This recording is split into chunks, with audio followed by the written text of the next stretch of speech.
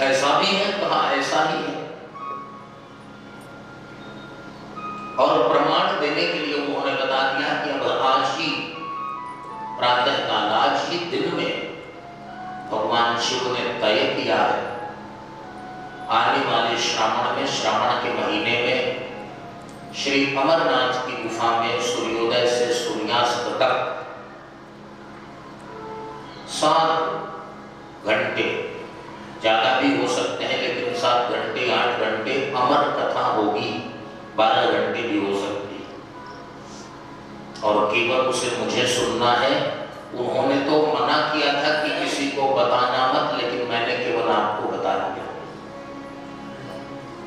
उन्होंने उनको बताया तो उन्होंने कहा मुझे किसी और को बताने की आवश्यकता ही नहीं, क्योंकि जिसको बताना था वो साथ में ही है, यही भगवान श्री शुकदेव ने सुन लिया। दिन में उनके मन में भागवत सुनने की, कथा सुनने की भावना उत्पन्न हुई थी, और सायंकाल होते होते आयोजन का और उसकी तिथियों का संकेत उन्हें प्राप्त हो गया। भगवान शुकदेव निश्चित समय पर चले गए। कथा आरंभ करने के पहले भगवान शिव ने अपने गणों से कहा कि चप्पे चप्पे पर पहरे बिठा दो, पहरेदारी करो और बचा कर रखो। लेकिन उन समस्त रुद्र गणों के बावजूद भगवान श्री शुकदेव अत्यंत सूक्ष्म रूप धारण करके उस स्थान में आ गए। दूर सूक्ष्म होकर, अदृश्य होकर कथा सुनने लगे। भगवान शिव ने पार्वती जी से कहा कि लगता है आप कथा सुन नहीं पाएंगी, कथा शुरू होगी तो आपको नींद आ सकती है, संभावना यही है। पार्वती जी ने कहा महाराज मैं सुनूंगी, मुझे नींद नहीं आएगी। तो भगवान शिव ने कहा कि मेरी एक पंक्ति पूरी हो, एक वाक्य मैं पूरा कर लूं तो आप हूं करिए, इससे ये लगेगा कि आप जग रही हैं। नहीं तो बोलने वाला भी, भगवान शिव की अधमूंदी आंखों से कथा सुनाते हैं, उनकी आधी आंखें बंद रहती हैं, अर्ध समाधि की दशा में भी रहते हैं। तो भगवान शिव कहते हैं कि मैं भी आधा सो गया और कहीं सुनने वाला पूरा ही सो गया, तो फिर कथा कैसे हो? जगदम्बा पार्वती ने कहा मैं हुंकारी भरूंगी, बोलूंगी, ऐसा करूंगी। और जगदम्बा पार्वती ने हूं कहना शुरू किया। अब नींद पहले तो थोड़ी देर बाद भी आती, लेकिन हूं कहने पर सारा ध्यान, पूरा कंसंट्रेशन हो गया, तो नींद पहले ही आने लगी। शिव जी की एक पंक्ति अभी पूरी नहीं हुई तब तक इन्होंने हूं कह दिया। कभी कभी वाक्य के पहले ही हूं कहने लगे। लेकिन भगवान शिव ने जब रफ्तार पकड़ी तो वो कथा कह रहे हैं। कौन हूं कह रहा है, कौन नहीं कह रहा है, इस पर ध्यान उनका नहीं है, ये तो प्रवाह की चीज है। जगदम्बा पार्वती ने ऐसा कहते कहते फिर नींद का आनंद लेना शुरू किया। भगवान श्री शुकदेव ने देखा ये तो भगवान शिव की धर्मपत्नी है, शक्ति है, शिवा है, शिवानी है, इनको कोई परेशानी नहीं होगी, जितनी बार चाहेंगी उतनी बार ये कथा सुन सकती है। लेकिन मैं यदि चूक गया तो फिर दोबारा मेरे लिए कथा नहीं हो सकती। और कहीं हुंकारी बंद हो जाने पर शिव जी कथा भी बंद न कर दें। तो भगवान श्री शुकदेव ने दूर से ही, जो किसी चीड़ या चिनार के वृक्ष पर बैठकर कथा सुन रहे थे, कहने लगे। एक आध बार भगवान शिव को लगा कि आवाज कुछ बदली बदली सी लग रही है। फिर उन्होंने सोचा कि कथा श्रवण करने का फल हो। मज्जन फल पेखिए तत्काला का मोहि बिक बकौ कराला। कथा श्रवण करने से कौवा कोयल हो जाता है बोली बोलने में, और बगुला हंस हो जाता है। तो पार्वती जी जिनकी ध्वनि पहले से मधुर तो थी, और कथा श्रवण से और मधुर हो गई हो तो कोई आश्चर्य नहीं। तो उन्होंने ध्यान नहीं दिया, लेकिन जब कथा पूरी हुई भगवान शिव ने मंगलाचरण किया। यम ब्रह्मा वरुणेन्द्र रुद्र वरुतः स्तुवन्ति दिव्यस्तवैः वेदैः साङ्गपदक्रमोपनिषदैः गायन्ति यं सामगाः ध्यानावस्थिततद्गतेन मनसा पश्यन्ति यं योगिनो यस्यान्तं न विदुः सुरासुरगणा देवाय तस्मै नमः। अब पार्वती जी जग गई। उन्होंने कहा भगवान कथा हो गई क्या? भगवान शिव ने कहा नहीं सुना क्या? तो उन्होंने कहा मैं सुन रही थी, लेकिन थोड़ी देर पहले मुझे झपकी आ गई, अब मैं क्या करूं? शिव जी ने कहा कोई चिंता नहीं, आपको झपकी आ गई ये चिंता की बात नहीं है, लेकिन आपने यदि कथा नहीं सुनी तो कथा सुनी किसने? पार्वती जी ने कहा ये मुझे मालूम नहीं, मैंने किसी को सुनने के लिए बुलाया भी नहीं था कि मुझे यदि आराम करना हो तो मेरे बदले में तुम सुन लेना। इस समय एक नया ट्रेंड है, बहुत व्यस्त लोग जो हैं वो भागवत सुनते हैं, संकल्प ले लेते हैं, पहले दिन संकल्प ले लेंगे और फिर सुनने के लिए अपने बदले में किसी को नियुक्त कर देंगे, ब्राह्मण में कहेंगे कि आप सुनिए, औरों की दक्षिणा कहने की दी जाएगी, आपकी सुनने की दी जाएगी, बड़ा लाभ में रहता है। और उसके बाद क्या किया? हवन के दिन चले आते हैं, उनको बीच में फुर्सत नहीं है। मुझसे पूछा कि महाराज मैं पहले दिन आ जाता हूं और बाद में हवन के दिन आ जाता हूं और प्रसाद ले लेता हूं। तो हमने कहा कि इसका क्या मतलब हुआ? कहा कथा का फल मिल गया, अपना धंधा भी चलता रहा। हमने कहा कथा का फल है वैकुंठ। 7 दिनों में संसार से मन काट कर भगवान के श्री चरणों में जोड़ लेना है, फिर जीवन भर उसी को पुष्ट करना, ये है कथा का आशय। और तुमने 7 दिन भी भगवान में मन नहीं लगाया। ब्राह्मण को तो मैंने बैठाया ना, हमने कहा हाँ, वही ब्राह्मण विमान में बैठकर वैकुंठ जाएगा, क्योंकि श्रोता के लिए विमान आता है ना। किसने बैठाया इसका मतलब नहीं, किसके पास वह सामग्री है, किसका मन भगवान से जुड़ गया। तो उसने कहा कि ये 13वीं शताब्दी की बातें हैं, नए जमाने में दोनों होता है। उसने खुद निर्णय कर लिया। तो जब धर्म भी तुम्हारा, धर्मशास्त्र भी तुम्हारा, तो लोग परलोक भी तुम्हारा, तुम समझो। निर्णय हम देंगे कि तुम दोगे। तो सुनने वाले कुछ लोग किराए पर लोगों को बैठा देते हैं कि मेरे बदले में वो सुन लेगा, मैं ज्यादा देर बैठूंगा नहीं। और काम के लिए उनके पास कोई समय की सीमा नहीं है, लेकिन सुनने में उनके पास बहुत काम हो जाता है। जगदम्बा पार्वती ने कहा मैं सच कहती हूँ, मैंने किसी को सुनने के लिए नहीं बुलाया। अब कोई आ गया हो अपने से या यहाँ रहता हो तो मैं नहीं जानती। शिव जी ने त्रिशूल को आज्ञा दी और भगवान शिव की आज्ञा से त्रिशूल पीछे पीछे दौड़ने लगे। और जिसने सुना था उसने व्यास गद्दी की परिक्रमा की, प्रणाम किया और निकल पड़ा हिमालय में, अमरनाथ में, और वहीं से ऊपर चला गया उड़ते उड़ते। और जब वहां से ऊपर गया तो भगवान वेदव्यास का आश्रम था। भगवान वेदव्यास के आश्रम में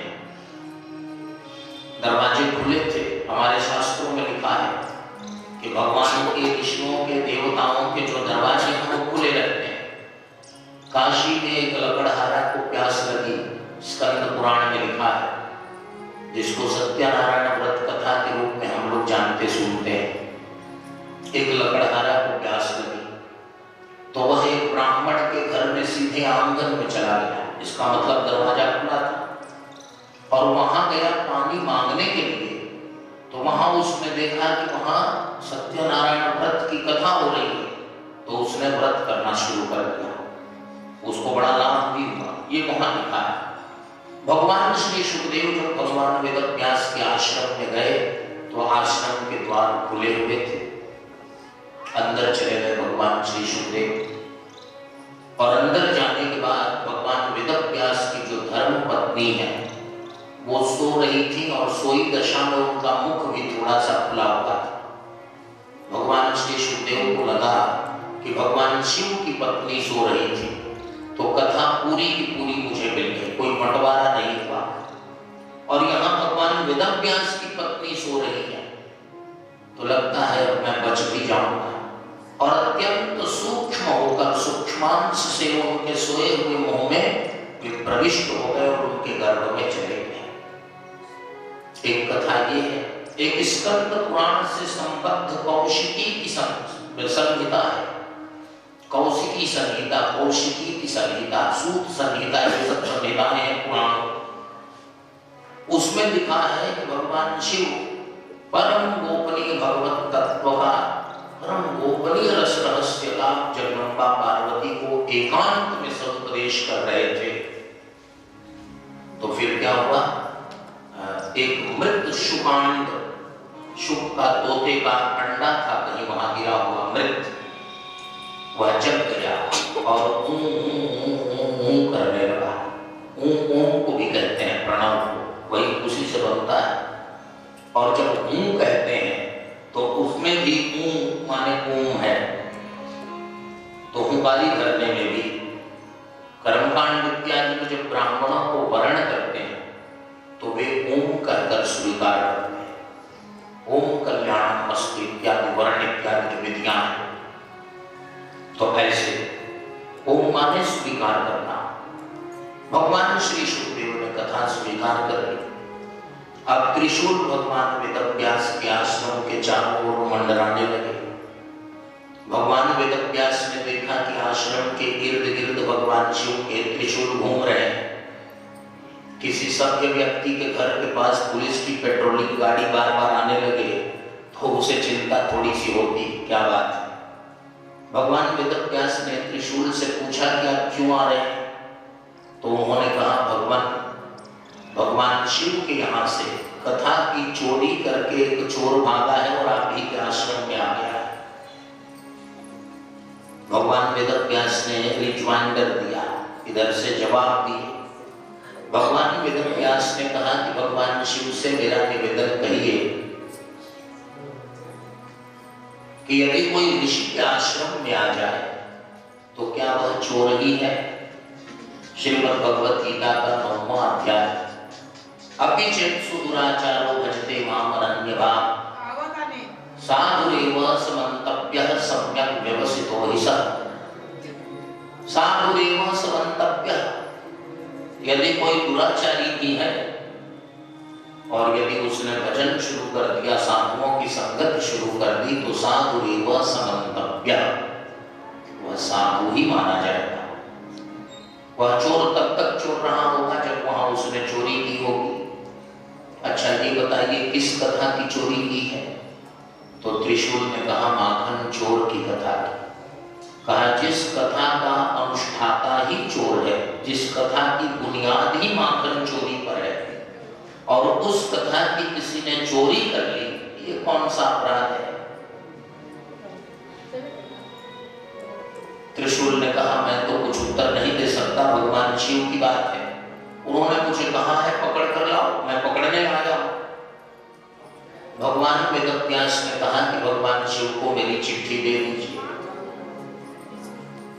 इस बुढ़ापे में श्रीमद् भागवत लिखने के बाद 12 वर्षों तक मैंने भगवान शिव की तपस्या की। भगवान वेदव्यास ने 12 वर्षों तक कठोर तपस्या की और भगवान शिव भगवान वेदव्यास के समक्ष प्रकट हुए। भगवान शिव ने कहा वरदान मांगिए, तो भगवान वेदव्यास ने कहा कि आप मेरे पुत्र या शिष्य होकर आए। क्यों? यही वरदान है कि आप मेरे पुत्र बनिए या शिष्य बनिए, ऐसा बनकर आइए। क्यों? कहा मैंने संपूर्ण वेदों वेदांतों का रस निकालकर सारम सारम समुद्रितम सर्व वेदेतिहासानां सारम सारम समुद्रितम, सर्वेषां वेदानां इतिहासानां पुराणानां च सारं सर्वस्वं सम्यक् प्रकारेण उद्धृतं समुद्धृतं, सबको निकाल कर मैंने क्या किया, श्रीमद् भागवत बनाया। और ये संसार के परम कल्याण के लिए है। लेकिन इसका प्रचार यदि आप नहीं करेंगे, भागवत का वक्ता यदि आपके जैसा महापुरुष नहीं होगा, भगवत तत्व संपन्न महापुरुष नहीं होगा, तो संसार के लोग भागवत को भी बिगाड़ देंगे। सब बिगड़ ही रहा। जो मोक्ष के साधन है वो आज पद पैसा प्रतिष्ठा के साधन बन गए, संसार के ही साधन बन गए। सांसारिक लाभ भी इससे होते हैं, लेकिन ये मोक्ष का साधन है। आप आइए और आप इसका भली प्रकार संसार में प्रचार कीजिए। भगवान शिव ने कहा कि मैं आपका पुत्र और शिष्य दोनों बनकर आऊंगा, आप निश्चिंत रहें। भगवान वेदव्यास ने कहा कि भगवान शिव का वह अंश आज मेरे आश्रम में आया और उनका आशीर्वाद, उनका दिया हुआ वरदान सफल होने की स्थिति में है। वे मेरे पुत्र और शिष्य दोनों बनकर आने की दशा में है, फिर पीछे से त्रिशूल को क्यों भेज रहे हैं? क्या जरूरत है पकड़ने की? ये तो जो घटना हुई है उनका दिया हुआ वरदान सत्य हुआ है। त्रिशूल चले गए और जाकर भगवान शिव से सारी बातें बताई।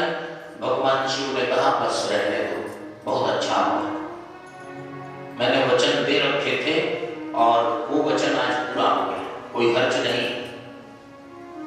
भगवान वेदव्यास के आश्रम में उनकी धर्म पत्नी के गर्भ में भगवान श्री शुकदेव विराजमान हो गए।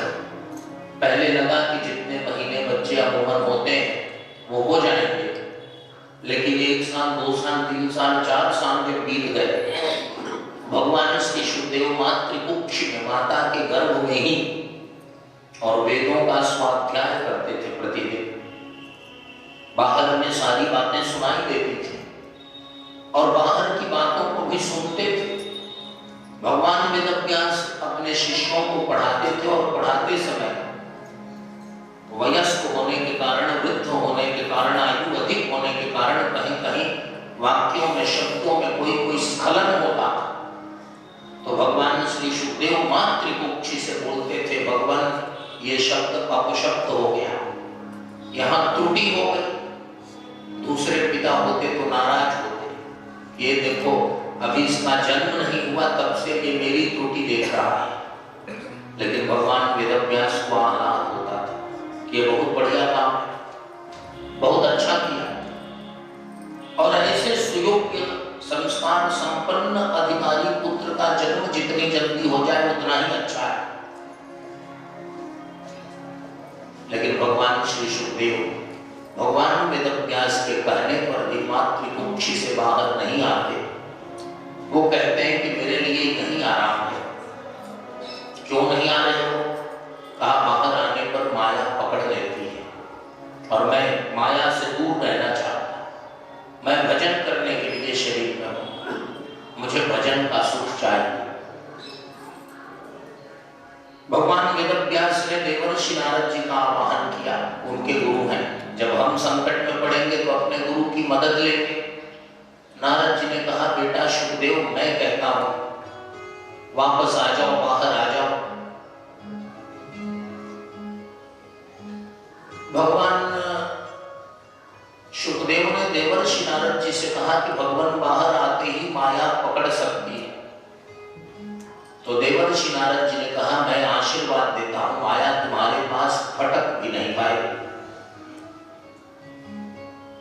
भगवान शुकदेव ने कहा धृष्टता क्षमा करेंगे, मैं एक छोटी सी बात पूछता हूं, माया ने कभी आपको छेड़ा है कि नहीं? क्योंकि गोजग जाहिन व्यापी माया, इस संसार में ऐसा कोई व्यक्ति नहीं जिसका जन्म हुआ हो और माया ने उसे पकड़ा ना हो। गोजग जाहिन व्यापी माया, चिंता सांपिनी के नहीं खाया, गोजग जाहिन व्यापी माया। देवर्षि नारद जी ने कहा माया ने मुझे, अरे एक दो कौन कहे, जही बहुबार नचामा मोही। माया ने मुझे मत पूछो, आपने बड़ा बढ़िया प्रश्न किया। माया ने मुझे नचा दिया है। बाबा कैसे नचाया? कहा मरकट बदन भयंकर देही। महामाया के चक्कर में एक बार मैं पड़ गया था। नारद जी कह रहे हैं कितना सुंदर कितना सौम्य रूप मेरा, और माया के कारण कैसा रूप बन गया? भयंकर वानर का रूप बन गया। माया ने तो मेरी ऐसी की तैसी कर दी है। तो भगवान श्री शुकदेव ने पूछा, भगवान जब माया ने आपको नहीं छोड़ा तो आपके आशीर्वाद पर आपके कहने पर मुझे छोड़ देगी? देवर्षि नारद जी ने कहा इसलिए छोड़ देगी कि मैं माया को दूर करने का नुस्खा जानता हूं। मैं गुरु हूं। कोई जरूरी नहीं कि गुरु जो है वो स्वयं सिद्ध हो, लेकिन सिद्धि का मार्ग भी जरूर बता सकते हैं। जो सिद्धि का मार्ग बताए वो गुरु है। देवर्षि नारद जी ने कहा कि मैं सिद्ध हूं। बाबा कैसे आप सिद्धि कराएंगे? देवर्षि नारद जी ने भगवान श्री कृष्ण का आवाहन किया। देखो इनको तो जानते हो? कहा हाँ। इनके कह देने पर मान जाओगे? कहा बिल्कुल। इनके कहने के बाद माया तो तुम्हारे पास नहीं फटकेगी ना? कहा नहीं। भगवान श्री कृष्ण ने कहा सुखदेव जी महाराज मैं आपको वचन देता हूं माया आपके पास फटक भी नहीं पाए। माया को रोक, अब माया नहीं आई। भगवान ने वचन दिया तो 16 वर्षों की आयु में भगवान श्री सुखदेव जी महाराज मातृकुक्षी से बाहर आए। ब्राह्मण के लिए नियम है कि 16 वर्ष यज्ञोपवीत की मैक्सिमम एज लिमिट है। 16 वर्ष तक यज्ञोपवीत हो जाए। यदि 16 वर्ष में नहीं हुआ तो उसकी प्राप्य संज्ञा हो जाएगी। कब? जब वह 17 वर्ष में हो जाए। लेकिन निर्विकल्प समाधि की दशा में भगवान श्री सुखदेव रहते हैं और उसमें आयु बढ़ती ही नहीं। बड़ी विचित्र बात। यदि कोई 16 वर्ष की आयु का व्यक्ति हो और 16 वर्षों के लिए उसकी निर्विकल्प समाधि लग गई तो उसकी आयु होगी, गणित की विधा से विचार करेंगे तो 32 वर्ष। लेकिन योग दर्शन के अनुसार उसकी आयु 16 की 16 ही रह जाएगी। और यही विज्ञान है योग दर्शन का, जिसके बल पर श्री हनुमान जी महाराज 12 वर्षों की आयु में रहते हैं। श्री सुखदेव जी महाराज 16 वर्षों की आयु में आज भी मिलेंगे हमको। आपको जिसको दिखेंगे तो कितने वर्षों की आयु में दिखेंगे? 16 वर्षों। श्री सनकादि आचार्य सनक सनंदन सनातन और सनत कुमार 5 वर्षों की आयु में ही दिखाई देंगे और श्री मार्कंडेय महर्षि 25 वर्षों की आयु में ही दिखाई देंगे। ये है हमारे वेदों का चमत्कार, वैदिक दर्शन योग दर्शन का चमत्कार, निर्विकल्प समाधि का फल। भगवान श्री सुखदेव 16 वर्षों की आयु में प्रकट हुए और प्रकट होने के बाद भगवान श्री सुखदेव ने जंगल की राह ली। भगवान वेदव्यास बड़े प्रसन्न हुए कि अब कम से कम इतना हो जाएगा कि मेरा पुत्र मेरे आश्रम में रहेगा, विद्यार्थियों को ब्रह्मचारियों को पढ़ाएगा, मुझसे स्वयं पढ़ेगा, आश्रम का संचालन करेगा।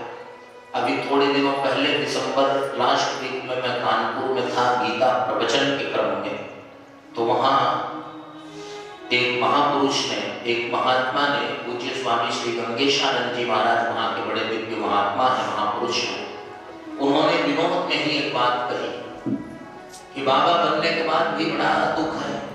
बाबा बनो तो आश्रम बनाने की चिंता, और यदि आश्रम बन गया तो फिर उत्तराधिकारी ढूंढने की चिंता, ये भी मुश्किल है। आश्रम बन गया गृहस्थ का तो जैसा भी है उसके उत्तराधिकारी घर में है, लेकिन विरक्त में बड़ी मुश्किल है।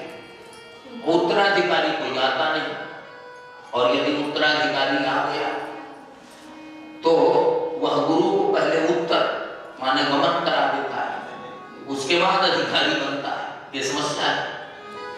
तो भगवान वेदव्यास को लगा कि मेरा पुत्र कम से कम मेरे आश्रम का उत्तराधिकार संभाल लेगा और इस परंपरा को, जो गुरु परंपरा यहाँ चल रही है, इसको संचालित रखेगा। लेकिन ये तो त्यागी हो गए, उत्कट वैराग्य की दशा है। भगवान श्री सुखदेव ने पृथ्वी पर पांव रखते ही यम प्रपद अपेत कृत्यम कहते हैं अनुपेत कृत्यम, जब यज्ञोपवीत आदि संस्कार भी नहीं हुए। संन्यास कब लिया जाता है? प्रव्रजंत माने प्रव्रज्या, प्रव्रज्या माने संन्यास। संन्यास लिया कब जाता है? जब यज्ञोपवीत हो जाए। ब्रह्मचर्य आश्रम माने वेदाध्ययन पूरा हो जाए, अध्ययन काल पूरा हो जाए। तब गृहस्थ आश्रम माने घर इत्यादि की जिम्मेवारी भी पूरी हो जाए। तब वानप्रस्थ आश्रम, जंगलों में भी घूमकर कंदमूल फल इत्यादि वृक्षों के आधार पर जीवन यापन भी पूरा हो जाए। और उसके बाद तब संन्यास चतुर्थ आश्रम। लेकिन जो चौथी चीज है वो आज बचपन में ही शुरू हो गई। भगवान वेदव्यास को बड़ा विचित्र लगा। दुनिया कहेगी कि व्यास जी दुनिया भर को ज्ञान देते थे और उनका अपना पुत्र आया तो बिना यज्ञोपवीत के घूम रहा है। कितना बुरा लगेगा। यम प्रव्रजन्तम अनुपेत कृत्यम, इतना सुयोग्य, इतना अधिकारी, इतना विद्वान, इतना गुणी और इतना भगवत भक्त पुत्र कि स्वयं भगवदावतार भगवान की अवतार भगवान वेदव्यास उनके पीछे पीछे चल पड़े। पुत्रेति तन्मयतया तरवोभिनेदुः, पुत्र पुत्र पुत्रेति, बेटा एक बार रुक जाओ। लेकिन तन्मयतया, उनकी ब्रह्म निष्ठा इतनी ऊंची थी, भगवान में वे तल्लीन थे, तन्मय थे, समाधि की दशा में। निर्विकल्प समाधि की चर्चा में थोड़ी पहले, समाधि की दशा में भगवान श्री सुखदेव चल रहे हैं। तब तरवोभिनेदुः, तरवः वृक्षाः अभिनेदुः उत्तरं ददुः, वृक्षों ने उत्तर दिए। वृक्षों ने कैसे उत्तर दिए? पूर्वाचार्यों ने कई उत्प्रेक्षाएं की हैं ग्रंथों में। मैं यहाँ श्री प्रियादास जी महाराज का नाम उल्लेख करता हूँ, जिन्होंने भक्तमाल का भाष्य लिखा, भक्तमाल की टीका लिखी। वे रामानंदीय संप्रदाय में नहीं थे, वे गौड़ी वैष्णव संप्रदाय में थे। और उन्हें नाभा स्वामी जी ने चैतन्य महाप्रभु जी के सामने दर्शन दिया और कहा कि आप भक्तमाल की टीका लिखो। नाभा स्वामी जी रामानंदीय वैष्णव थे, प्रियादास जी और गौड़ी वैष्णव थे। और उन्होंने लिखा तो उन्होंने कहा कि जैसे शुक ज्यों द्रुमन प्रवेश कियो, प्रियादास जी महाराज ने सुखदेव की उपमा की। उन्होंने कहा कि मैं भक्तमाल की टीका वैसे ही लिख रहा हूं जैसे वृक्षों के अंदर प्रविष्ट होकर भगवान सुखदेव ने उत्तर दिए। द्रुमन प्रवेश को, द्रुमन माने वृक्षों में प्रवेश करके वृक्षों के ब्याज से, वृक्षों के द्वार से भगवान श्री सुखदेव ही उत्तर देते हैं। वैसे मेरे द्वारा श्री नाभा स्वामी जी स्वयं इस भक्तमाल की टीका लिखते हैं, ऐसा कहा। तो तरवोभिनेदुः वृक्षाः अभिनेदुः उत्तरं ददुः, वृक्षों ने उत्तर दिए। भगवान वेदव्यास ने कहा कि एक पुत्र हुआ, चाहे जितना बढ़िया हो, तो दो काम उसने करा दिया। पिता को बुढ़ापे में अपने पीछे उसने दौड़ा दिया, पुत्र का पहला काम। और दूसरा काम क्या किया? सारा संसार जिससे ज्ञान लेता था उसको अब वृक्ष ज्ञान देने लगे। तो भगवान वेदव्यास ने कहा कि इसके पीछे चलना अब ठीक नहीं। संसार में जो माया होती है और हमारी छाया, छाया और माया के पीछे पीछे हम चलेंगे तो वो कभी पकड़ाएगी नहीं। जब सामने से प्रकाश पड़ेगा तो छाया हमारी पीछे होगी, और जब पीछे से पीठ पर प्रकाश पड़े और हम आगे जा रहे हों तो छाया आगे जाएगी, हम पीछे पीछे जाएंगे। हमारी छाया हमसे उतनी ही तेज चलेगी जितने हम तेज चलेंगे, वो कभी पकड़ में नहीं आए। तो महापुरुष क्या करते हैं? वे प्रकाश को पीठ पर लेकर नहीं घूमते, बल्कि प्रकाश के सामने चलते हैं। और जब प्रकाश के सम्मुख चलने लगे तो छाया और माया उनका अनुगमन करती है, वे छाया माया का अनुगमन नहीं करते महापुरुष। तो ऐसी दशा में भगवान वेदव्यास ने देखा कि पुत्र के पीछे चलने पर संसार जो है वो संसार की तरह ये पुत्र भाग रहा है, मैं पीछा कर रहा हूं और संसार मुझे सिखाने समझाने की दशा में आ गया। थोड़ी